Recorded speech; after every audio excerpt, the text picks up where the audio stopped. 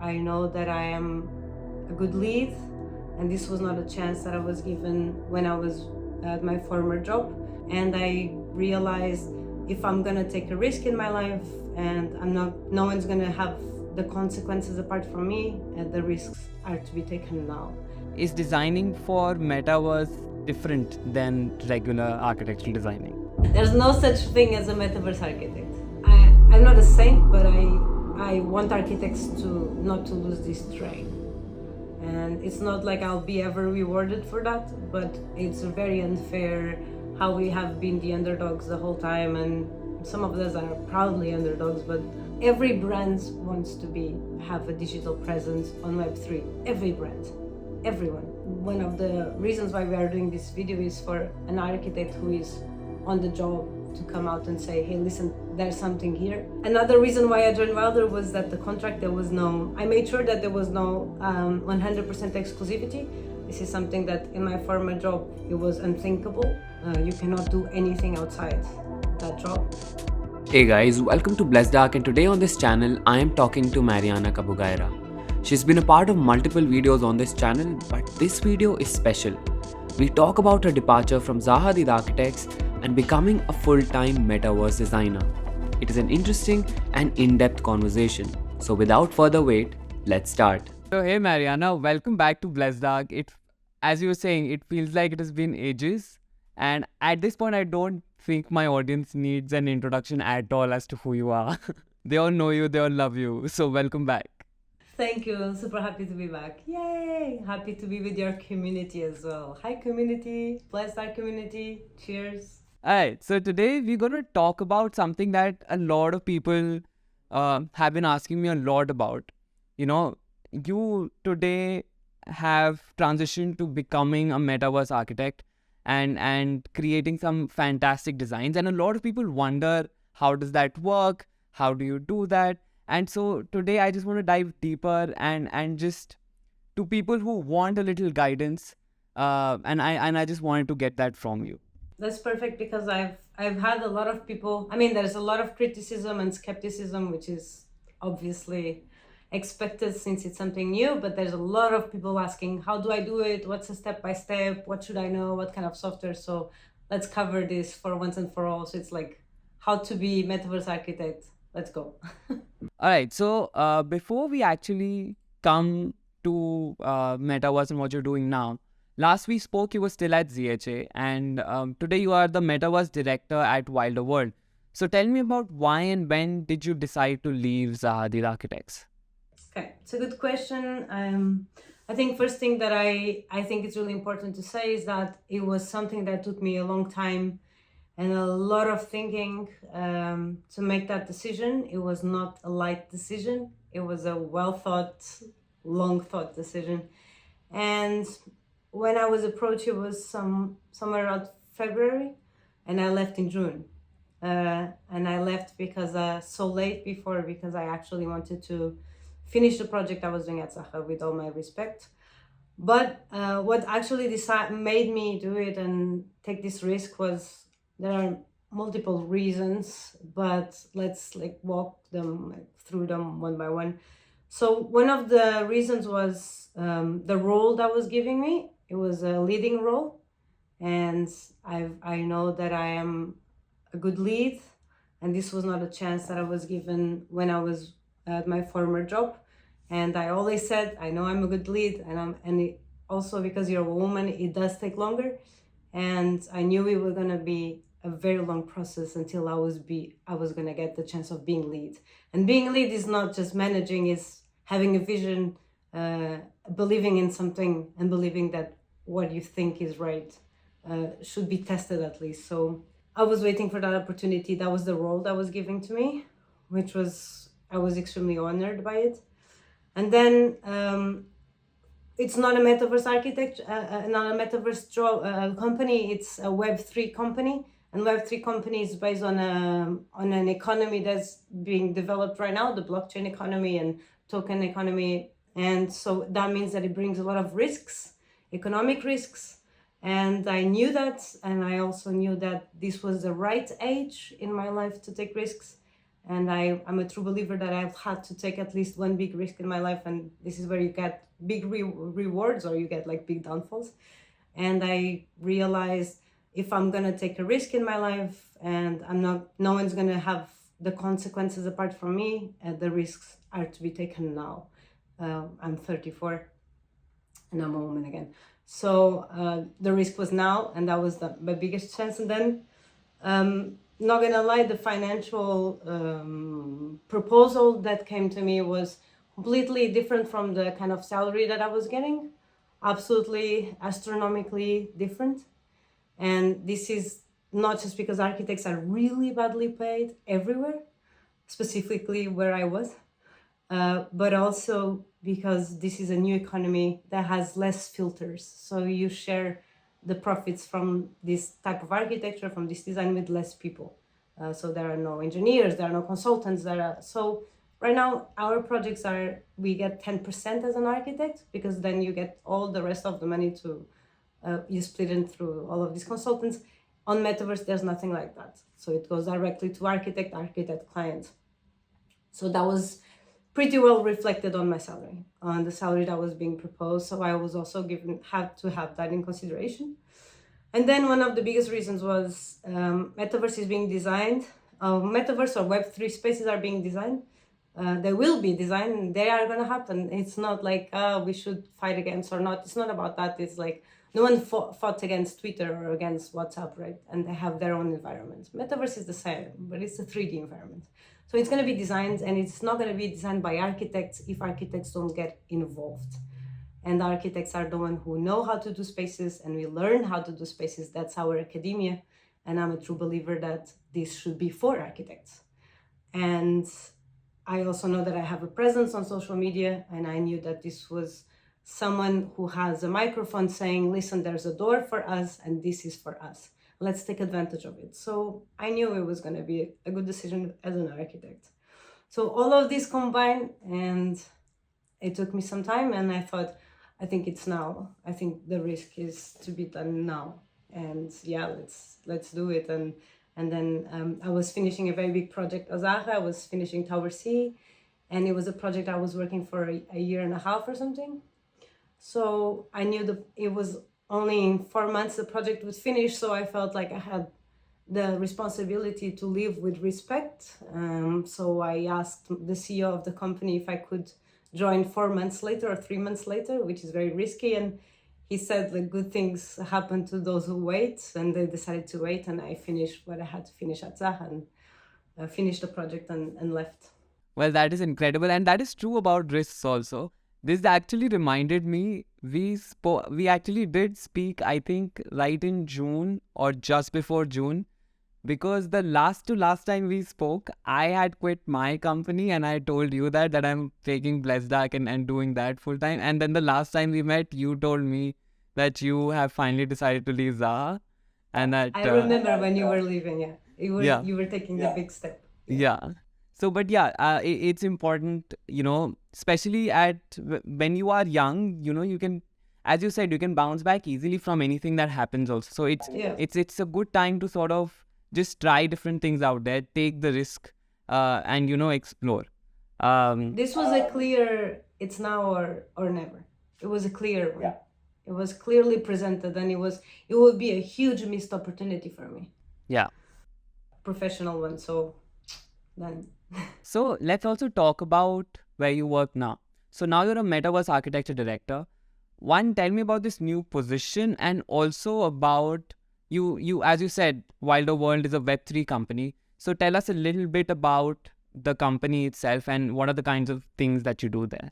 Okay, so Web3 companies, and I'm going to explain the case of Wilder World, is not just a Metaverse company. So it means that it has multiple businesses that are on Web3. So it has a department that is just NFTs, that is not like architecture related. It has one part that is specifically cribs, so it's specifically buildings and houses. And then it has a very big chunk that is the Metaverse. So you have like little departments for all of this. This is how traditionally a Web3 company works. And it's Web3 because it's decentralized. It works on the blockchain, it works with cryptos, it works with tokens, especially, so the company has different tokens for each business it has.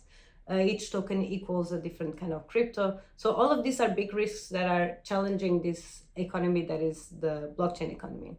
And the Web3 basically is the next generation of Web2. So people don't know, and when people hear the word Web3, or they're like, oh my God, what is this? It's not going to happen. It's a fantasy. No, we are living in Web2, which I usually helps to explain to architects is kind of like the two-dimensional experience. So our social experience, our social living right now is 98% digital, right? On our 2D screens, we are scrolling.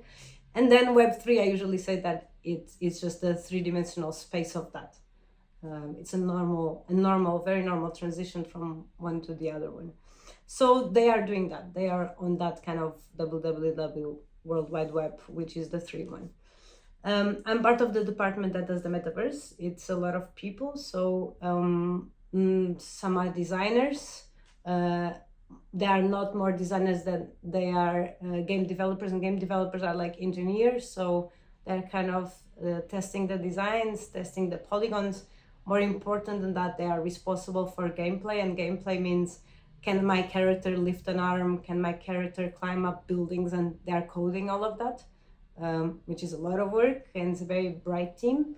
And then there are the designers, which is us, and we are just having fun. No, we are having fun, but we are also testing a lot of stuff. I'm actually personally very responsible for urban planning, and urban planning with a little bit of real estate. So what kind of buildings can you sell? How much are they? What's the hierarchy of the sale? That's a part of architecture that really helps on Metaverse, on having a business kind of thinking on Web3. So yeah, that's what they do. I'm part of a tiny department inside of a big company.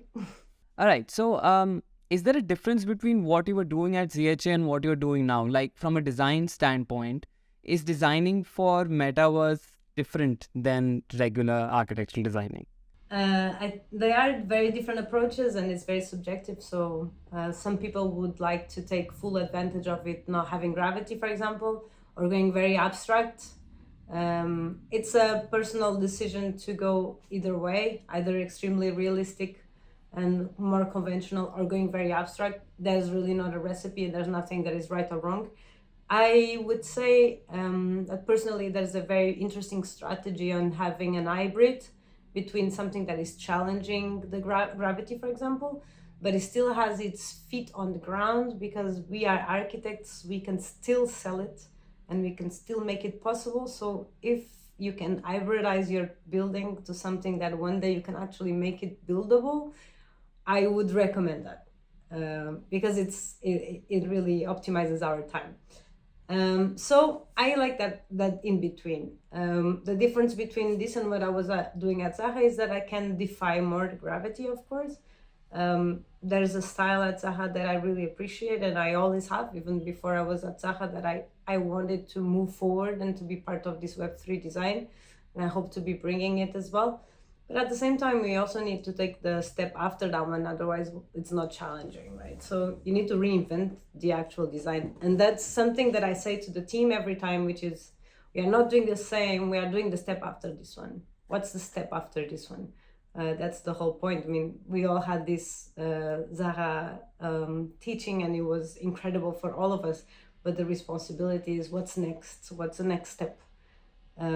So it's very similar, except that you need to challenge even more what it will be the future of living these spaces, living digital spaces, and what it will be the future of the practice in these spaces.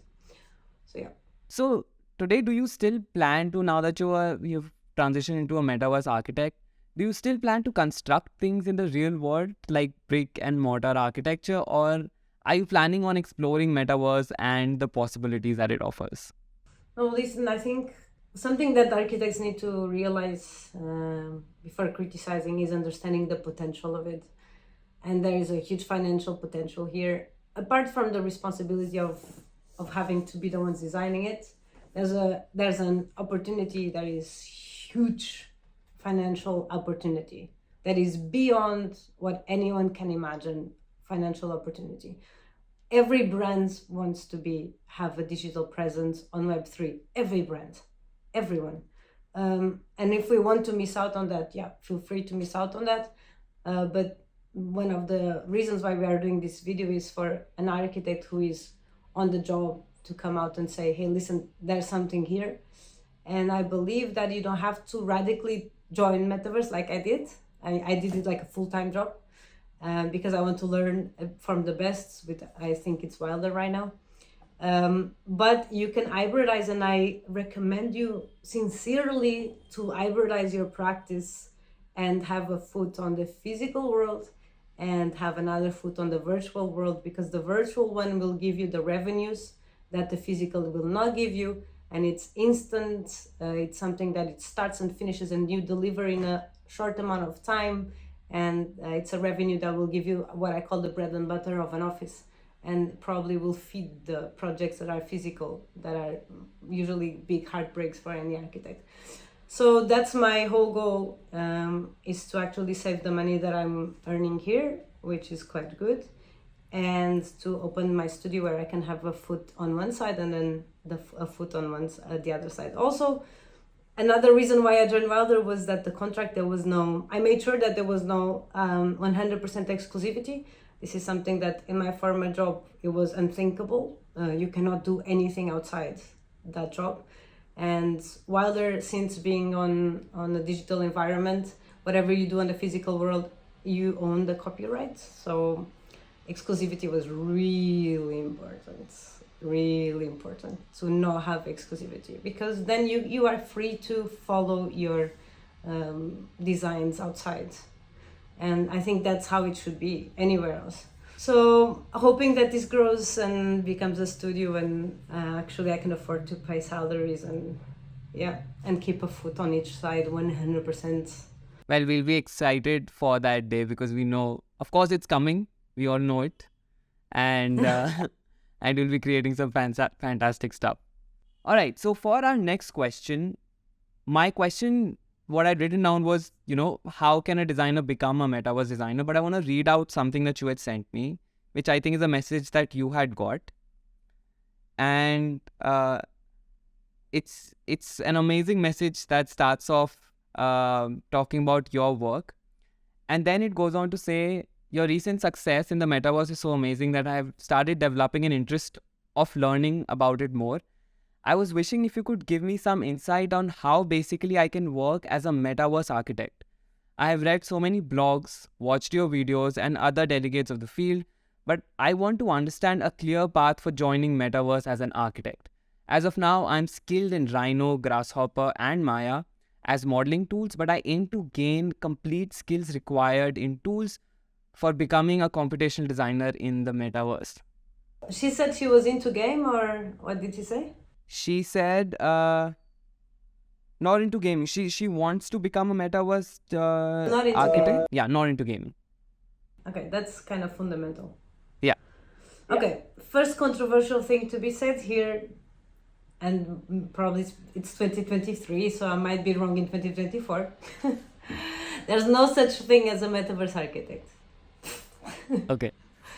You are an architect, and if you are a good architect, if you are a good architectural designer, you can be designing for a virtual world in the same way that you can be designing for a physical world. So there's not really a title Metaverse architect. You could be Metaverse designer probably, but again, you are either a designer, an architect, or you can basically have the skills for both.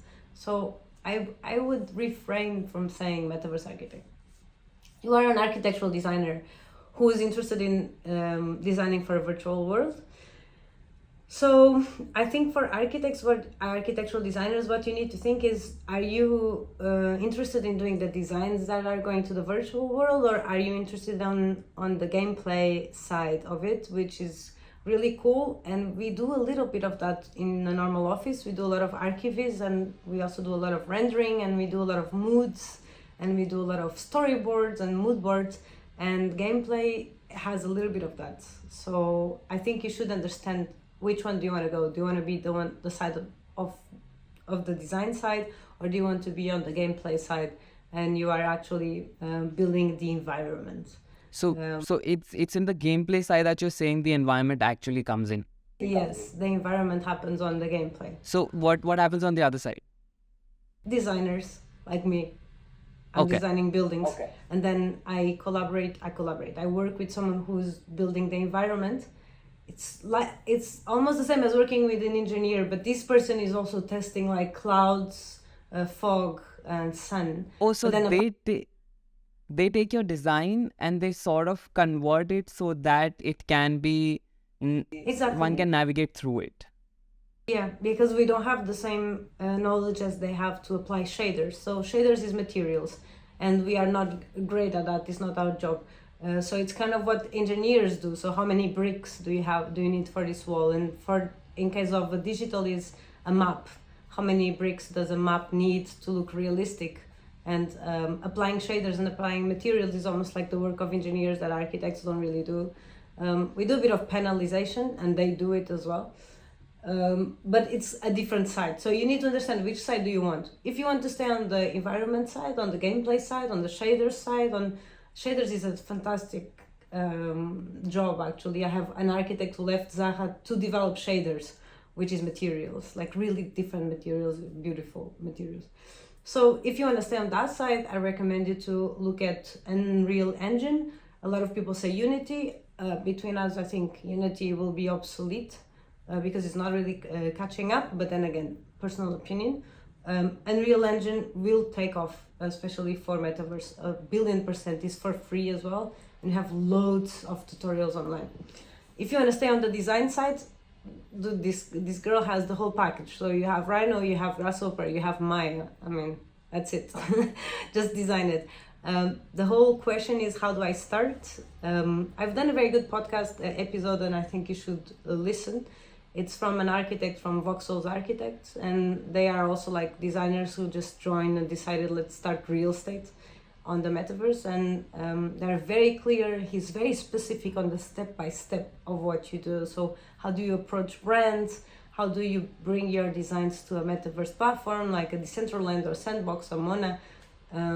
So I recommend you to research a little bit on that. The skills, she has it, like, apparently, which is great.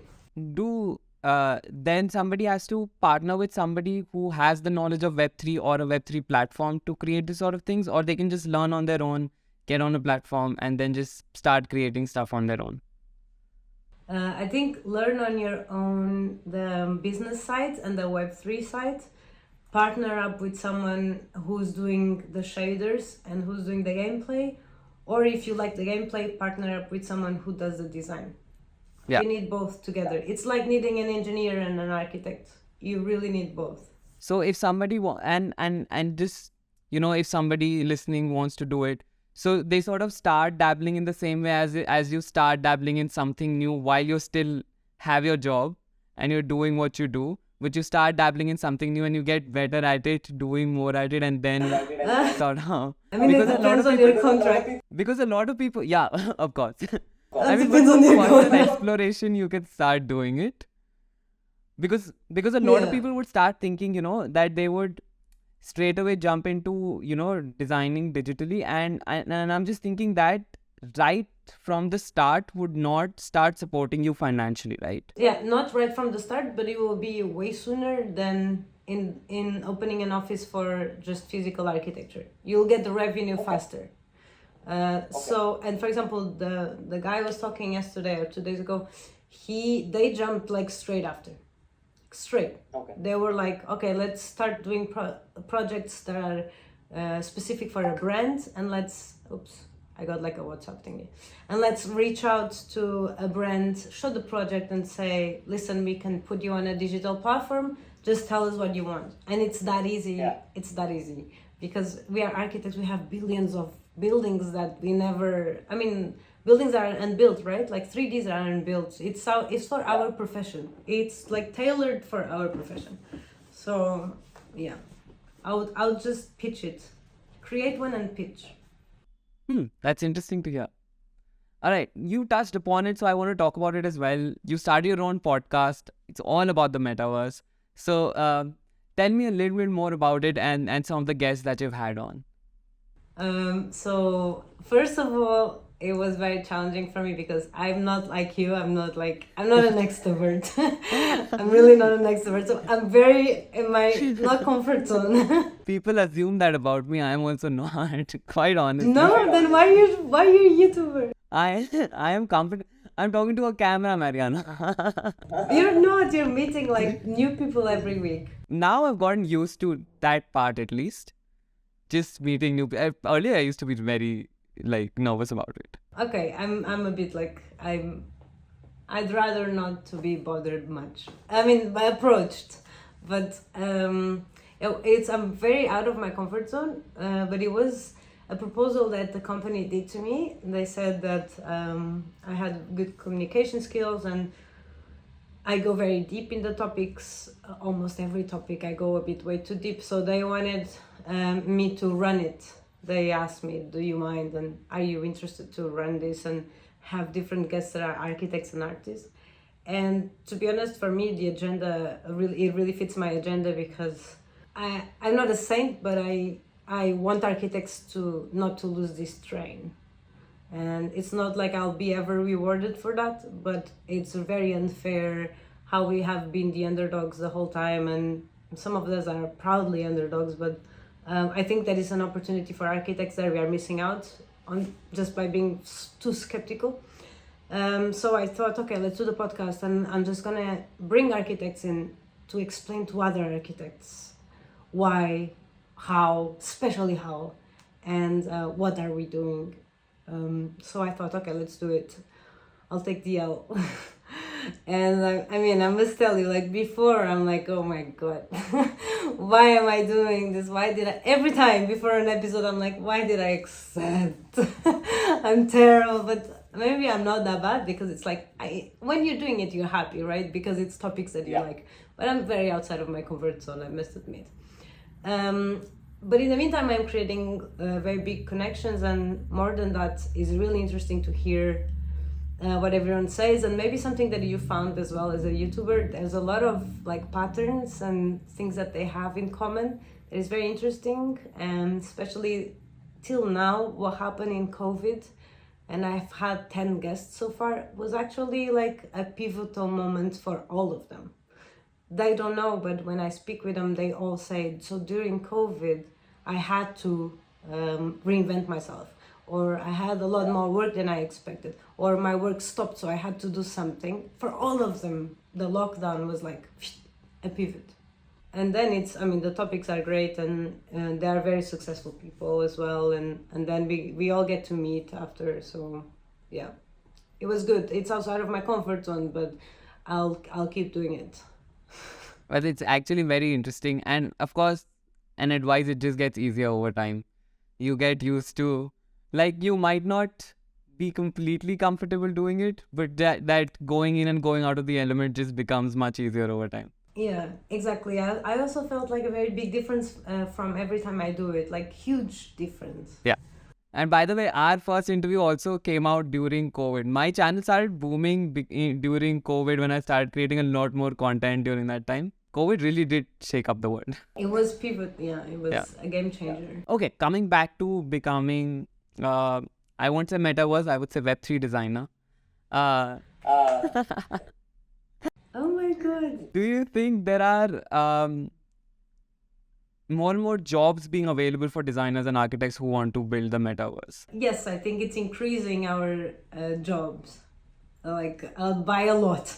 It's opening a lot more doors.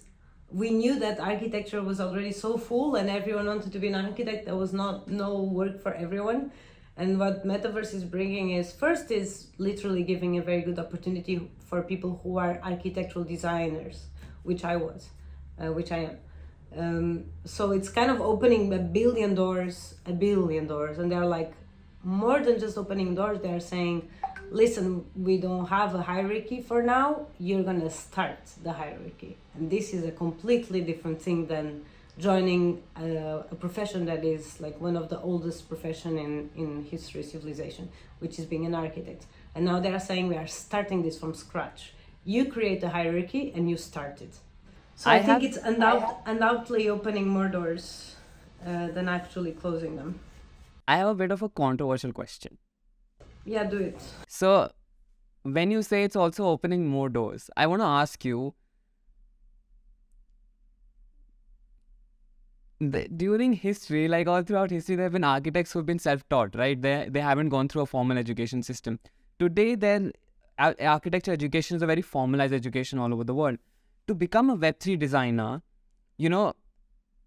would there be a time in the future where somebody would not have to go through that 4 or 5 years of education just by learning through what people are doing? And because, as you said, there are tutorials available everywhere. You can learn the softwares, you can learn designs, and you can learn by looking, and then start creating. As you said in the last question, that the architecture industry itself is full and there's a new jobs.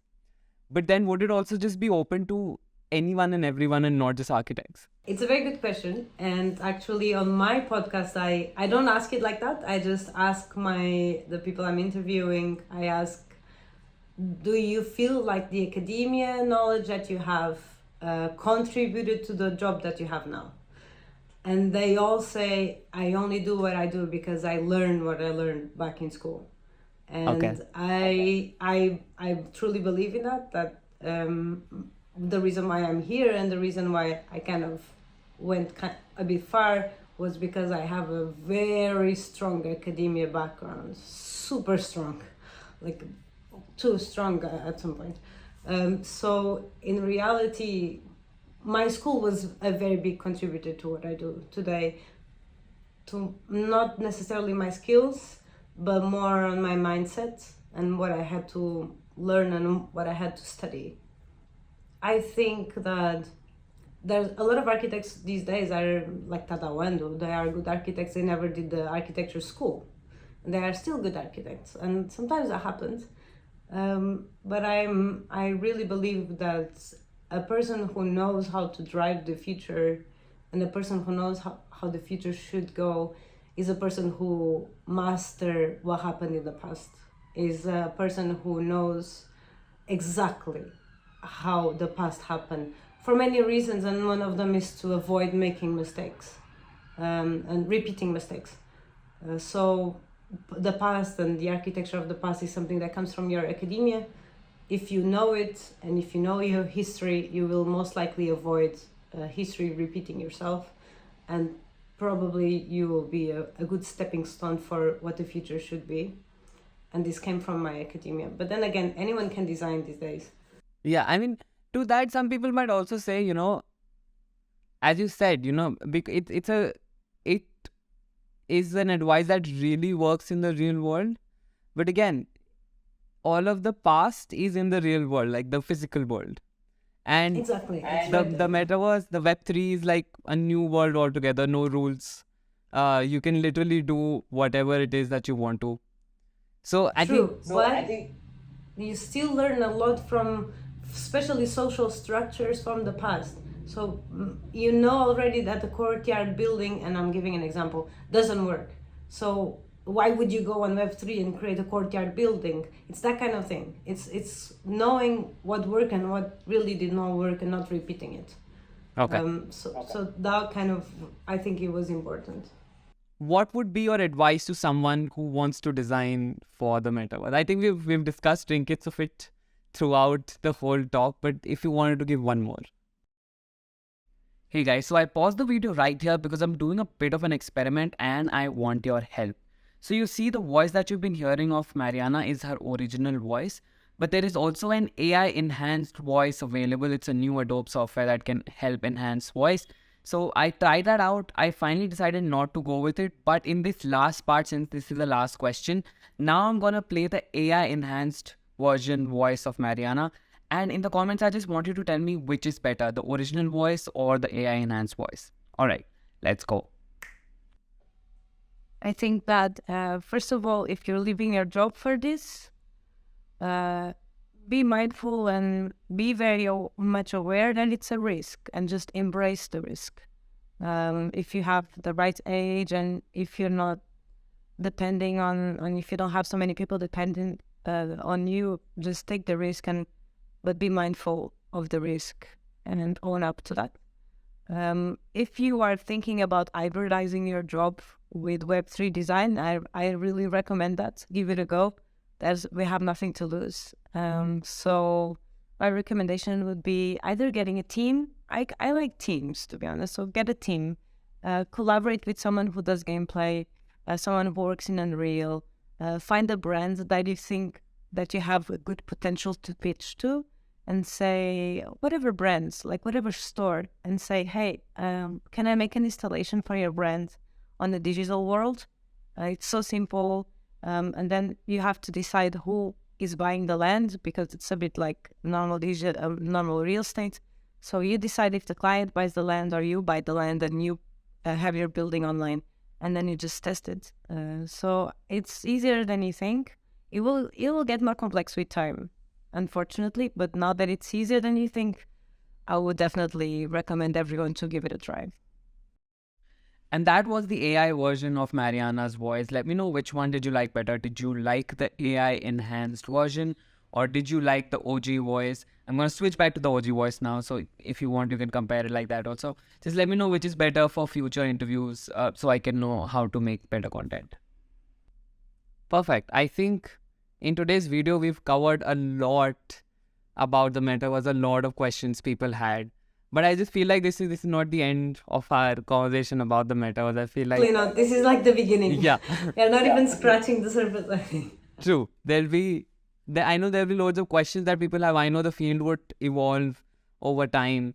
We would also see how AI will evolve metaverse over time. I feel like that would be a very big driving factor in a lot of our technology. So it'd be interesting to see how that works out.